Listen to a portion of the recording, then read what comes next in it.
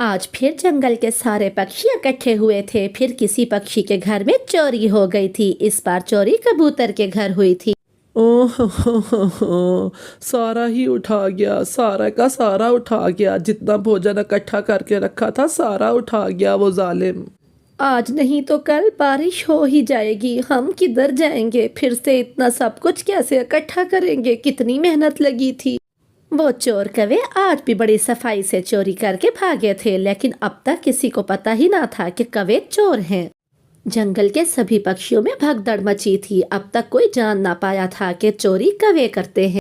सुनिए जी, बारिशें होने वाली हैं। लगता है कल बारिश ही होगी, लेकिन मुझे डर है कि फिर से हर साल की तरह आपकी तबीयत ना बिगड़ जाए। अरे रानो, आप अच्छा सोचिए, इस बार मेरी तबीयत को कुछ नहीं होगा और हमारे पास इतना सब कुछ इकट्ठा हुआ है कि हमारे बारिशों के दिन अच्छे से गुजर जाएंगे। आप चिंता मत करें।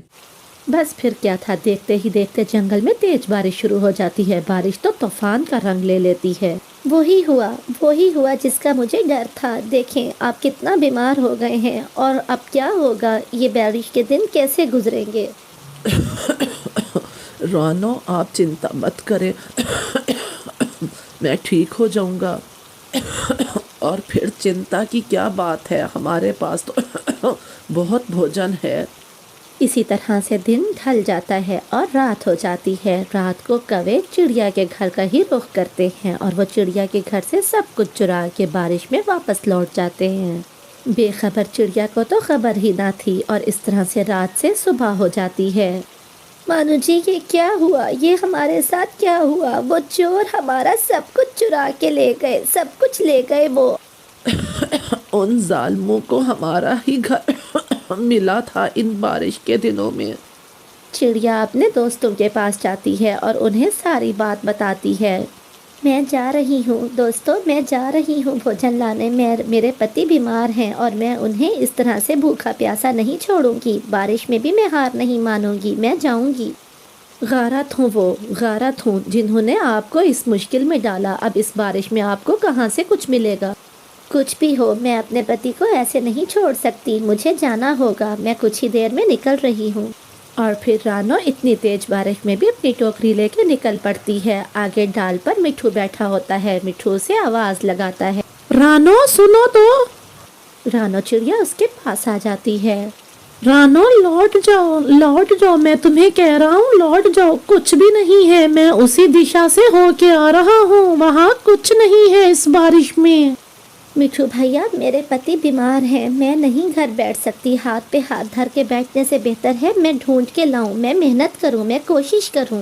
ठीक है चिड़िया, जैसे तुम्हारी मर्जी। मैं तो चला घर, तुम जाओ ढूंढने। ऐसा बोल के मिठू तोता वापस अपने घर चला जाता है और चिड़िया आगे अपनी दिशा को उड़ जाती है। वो बहुत तेज उड़ती है, तूफान में भी वो हिम्मत नहीं हारती। उड़ते उड़ते वो इंसानों की बस्ती में पहुंच जाती है। किसान की पत्नी छाबड़े के तले बैठ के नाश्ता बना रही होती है। चिड़िया उसी के पास ही चली जाती है। माँ जी, मेरे पति बहुत बीमार हैं और घर में खाने को कुछ नहीं है। खाना जितना भी इकट्ठा करके रखा था सभी चोरी हो गया। कृपया करके कुछ खाने को दीजिए। चिड़िया एक अच्छी पत्नी वही होती है जो अपने पति का हर हाल में ख्याल रखे और हर हाल में उसका साथ दे। लाओ अपनी टोकरी मुझे दो। फिर किसान की पत्नी चिड़िया से वो खाली टोकरी ले लेती है। वो खाली टोकरी लेके अंदर जाती है और कुछ देर में उसमें कुछ खाने का सामान रख के वापस आती है। लो चिड़िया, मैंने इसमें रोटी का एक टुकड़ा, फल और सूखा दाना रख दिया है। जाओ और अपने पति को खिलाओ ये। मैं दुआ करूँगी कि तुम्हारा पति जल्द ही ठीक हो जाए। और हाँ, तुम्हें चिंता की कोई ज़रूरत नहीं, तुम मुझसे भोजन ले जाया करो। माँ जी, आपका ये एहसान मैं कभी नहीं भूलूंगी। ऐसा कह के चिड़िया वहाँ से भरी हुई टोकरी लेके उड़ जाती है। वो खुशी खुशी अपने घर चली जाती है। इसी तरह से रात भी हो जाती है और फिर रात के बाद सुबह होती है। वैसे कालू, हमने अच्छा ही किया, चिड़िया के घर से सारा ही भोजन उठा लिया। इस चिड़िया ने तो अच्छा खासा भोजन रखा हुआ था। सच कहती हो गौरी तुम, और देखो हम कब से खा रहे हैं और अभी भी खत्म नहीं हुआ। उसी पेड़ के नीचे की डाल पे बैठा मिठू सब सुन रहा होता है। अच्छा, तो ये है चोर। अभी चिड़िया को बताता हूँ। चिड़िया, बस ठीक है, आज ही हम अपने इस प्लान पर अमल करेंगे। तो बस ठीक है मिठू भैया, फिर नेक काम में देर कैसी, आप जाइए अपने काम पे और मैं अपने काम पर जाती हूँ। फिर चिड़िया अपने प्लान के मुताबिक थोड़ा सूखा दाना उठाती है और गोरी और कालू के घर जाती है। ये लो गोरी कालू, मैं तुम्हारे लिए दाना लेके आई हूँ। मुझे किसान की पत्नी ने बहुत सा भोजन दिया है, और तो और किसान की पत्नी कहती है कि जो भी गरीब पक्षी होते हैं वो मेरे पास आए, मैं उनको ज़रूर दूंगी। मैं गरीब भी हूँ और मेरे पति भी बीमार हैं, इसलिए उन्होंने मुझे बहुत सा भोजन दिया है। क्या सच में चिड़िया, किसान की पत्नी ने तुम्हें बहुत सा भोजन दिया है और वो सब गरीब पक्षियों को देती हैं? अरे चुप करो कालू, किन बातों में पड़ गए हो? चिड़िया का शुक्रिया तो करने दो, उसने हमें दाना ला के दिया। चिड़िया तुम बहुत अच्छी हो। ठीक है गोरी बहन, अब मैं घर चलती हूँ, मेरे पति बहुत बीमार हैं, मुझे उनका ख्याल भी रखना है। अपने प्लान के मुताबिक ऐसा कहते हुए चिड़िया वहाँ से वापस आ जाती है। कालू और गोरी मजे से वो सारा दाना खा लेते हैं। दाना खाने के बाद गोरी, ओ मेरी प्यारी गोरी, क्या तुम भी यही सोच रही हो जो मैं सोच रहा हूँ? मेरे साथ रह रह के तुम भी मेरी तरह ही हो गए हो बुद्धिमान। तो फिर चलो, ऐसे कामों में देर नहीं करनी चाहिए। प्लान के मुताबिक दूसरी तरफ मिठू तोता सभी पक्षियों को लेके किसान की पत्नी के घर जाता है और उसे सारी बात बताता है।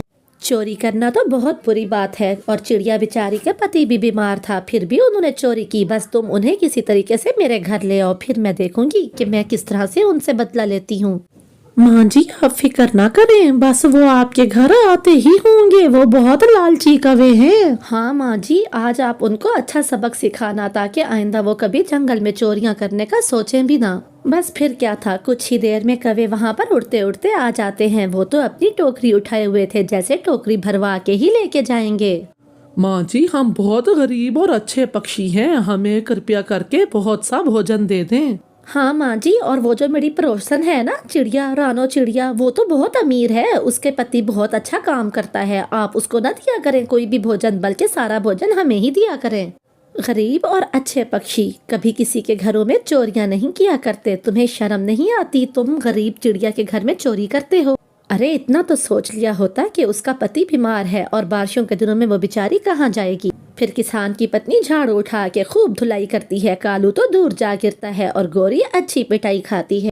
वो दोनों अपनी खाली टोकरी उठा के दम दबा के वहाँ से भागते हैं। वो तो इतना डर गए थे कि वो बाद में वो जंगल ही छोड़ देते हैं और फिर जंगल में शांति आ जाती है।